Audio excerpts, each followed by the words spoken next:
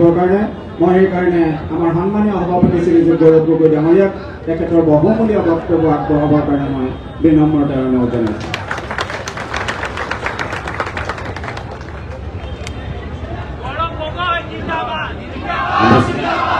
নমস্কাৰ।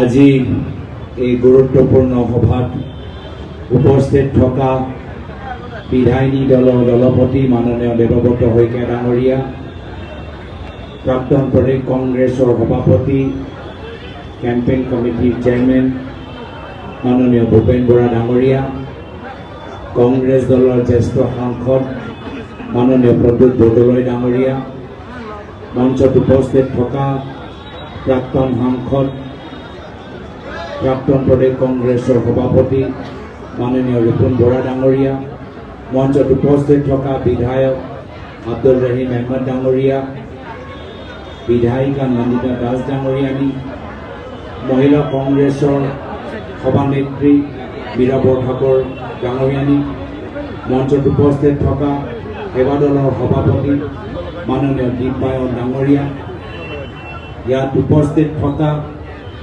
প্ৰাক্তন সাংসদ আব্দুল খালিক ডাঙৰীয়া, প্ৰাক্তন বিধায়ক বিনন্দ শইকীয়া ডাঙৰীয়া, প্ৰাক্তন বিধায়ক চক্ৰৱৰ্তী কলিতা ডাঙৰীয়া, আৰু আজি আমাক নতুনকৈ যোগদান কৰা প্ৰাক্তন বিধায়ক কাৰ্তিক সিনহা ডাঙৰীয়া, নৱ প্ৰজন্মৰ প্ৰতীক ডক্টৰ অমিত কালৱাৰ ডাঙৰীয়া, অৰ্কহিছ চলিহা ডাঙৰীয়া, আৰু বিভিন্ন আমাৰ স্তৰৰ পৰা বিভিন্ন দল সংগঠনৰ পৰা অহা আমাৰ কংগ্ৰেছৰ নৱ বন্ধুসকল, সতীৰ্থসকল, ইয়াত উপস্থিত থকা সাংবাদিক বন্ধুসকল, প্ৰদেশ কংগ্ৰেছৰ উপসভাপতিসকল, সাধাৰণ সম্পাদকসকল,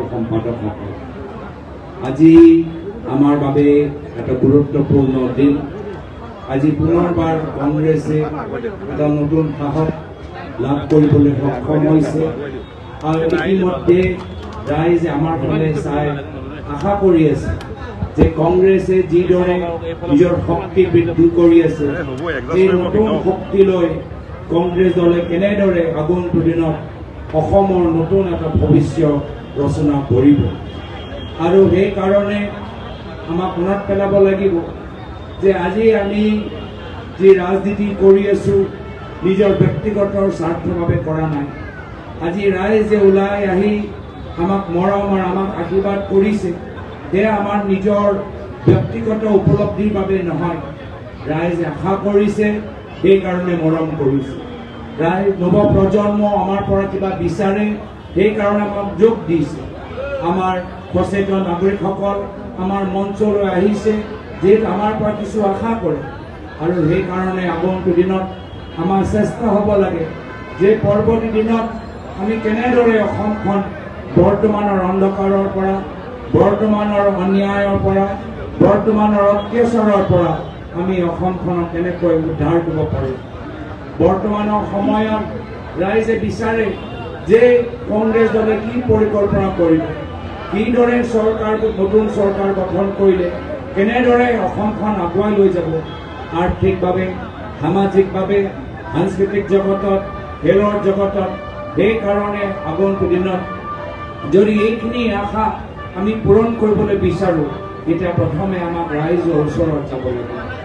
যিহেতু আজি আমি নিজৰ ব্যক্তিগত সপোন আমি অসমৰ ৰাইজৰ ওপৰত জাপি দিবলৈ বিচৰা নাই, আমি ব্যক্তিগত কল্পনা, নিজৰ চিন্তা আমি ৰাইজৰ ওপৰত জাপি দিবলৈ বিচৰা নাই।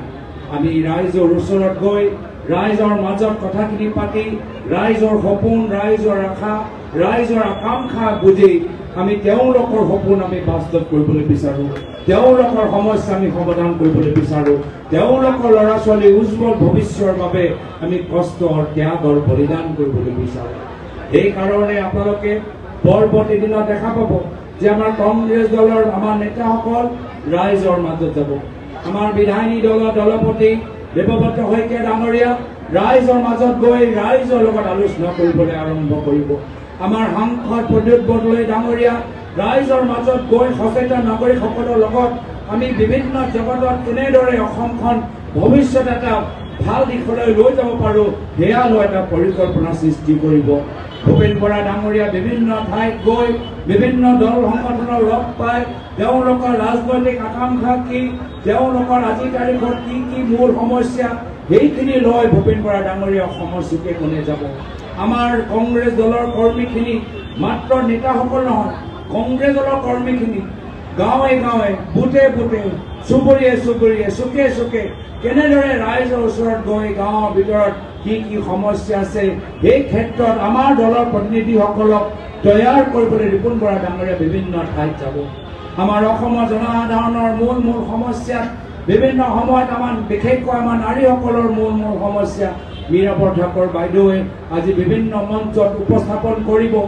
আমাৰ কংগ্ৰেছ দল অনুশাসনৰ যোগেদি আমি ৰাইজৰ মাজত সোমাবলৈ বিচাৰোঁ। তাৰ বাবে আমাৰ সেৱা দলৰ সভাপতি দীপবায়ু ডাঙৰীয়াও কিছুদিন পূৰ্বে এটা পৰিকল্পনা ল'ব। তো কথা কোৱা উদ্দেশ্যটো হ'ল যে কংগ্ৰেছ তেতিয়াই শক্তিশালী হ'ব পাৰে যেতিয়া আমি ৰাইজৰ মাজত থাকিম, আৰু সেইকাৰণে পৰৱৰ্তী সময়ত আমি এটা সিদ্ধান্ত ল'ম যে আমি এটা নতুন এটা অনুষ্ঠান বা নতুন এটা যাত্ৰা আৰম্ভ কৰিম। সেই যাত্ৰাটো হ'ব ৰাইজৰ পদূলিত ৰাইজৰ কংগ্ৰেছ, ৰাইজৰ পদূলিত ৰাইজৰ কংগ্ৰেছ। আৰু নিশ্চয় যিসকল আজি আগৰ কংগ্ৰেছ চৰকাৰ দিনত এই যে অনুষ্ঠান আছিল একেটা অনুষ্ঠান নিশ্চয় তেওঁলোকে মনত পেলাইছে যে সেই সময়ৰ প্ৰায়কৈ তৰুণ গগৈদেৱৰ নেতৃত্বত কংগ্ৰেছ চৰকাৰে আৰম্ভ কৰিছিল ৰাইজৰ পদূলিত ৰাইজৰ চৰকাৰ। আৰু পদূলি আমি বিভিন্ন দেখা ছবিবোৰ আজিও মনত আছে যে কেনেদৰে সেই সময়ত বিধায়কসকল চৰকাৰী বিষয়াসকল ৰাইজৰ ওচৰত গৈছিল। আজি তাৰিখত আমাৰ ওচৰত ক্ষমতা নাই, কিন্তু ক্ষমতা আমাৰ পৰা বেছি দূৰত নাই। কিন্তু ক্ষমতা পালেই যে আমাৰ কামখিনি সম্পূৰ্ণ হয় সেইটোও নহয়। ক্ষমতা পোৱাৰ পিছত বাস্তৱ কামখিনি আৰম্ভ হ'ব। যে অসমখনৰ আজি যে ঋণ যে আজি এটা ডাঙৰ বোজা আছে, সেই বোজাটো আমি কেনেকৈ কমাব পাৰোঁ। নিবনুৱা সমস্যা যে এটা বৃহত্তৰ সমস্যা, সেই সমস্যাটো আমি কেনেকৈ সমাধান কৰিব পাৰোঁ। থলুৱা ঠিকাদাৰ, থলুৱা দোকানী, সৰু সৰু কুটিৰ উদ্যোগ, কোঅপাৰেটিভ সমবায় সমিতিবোৰ, সেইবোৰ আমি কেনেদৰে শক্তিশালী কৰিব পাৰোঁ, তাৰ কাৰণে আমি এটা ব্লুপ্ৰিণ্ট তৈয়াৰ কৰিব লাগিব।